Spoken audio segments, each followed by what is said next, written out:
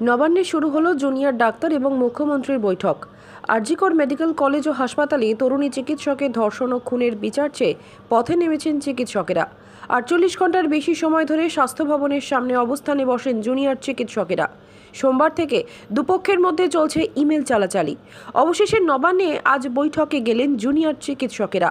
নবান্নের সভাঘরে ইতিমধ্যেই উপস্থিত হয়েছেন রাজ্যের মুখ্যমন্ত্রী মমতা বন্দ্যোপাধ্যায়। এই বৈঠকের দিকেই তাকিয়ে রয়েছে এখন গোটা দেশের আমজনতা।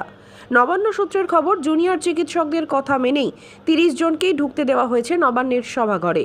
তবে লাইভ স্ট্রিমিং হবে কিনা তা নিয়ে এখনও ধোঁয়াশা রয়েছে। প্রথম থেকেই নিজেদের 5 দফা দাবিতে অনড় ছিলেন আন্দোলনকারী চিকিৎসকরা। আলোচনা সভা শুরুর আগে শেষ মুহূর্তে নিজেদের মধ্যে বৈঠকও করেছেন আন্দোলনরত চিকিৎসকেরা।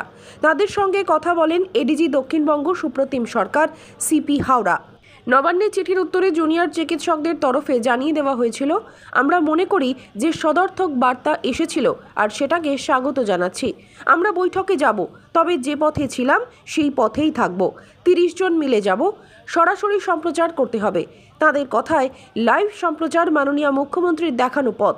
সুপ্রিম কোর্টে লাইভ স্ট্রিমিং হয়, মুখ্যমন্ত্রীর প্রশাসনিক সভা লাইভ করা হয়, তাহলে এক্ষেত্রে সমস্যা কোথায়? আমরা আমাদের বাসে যাব।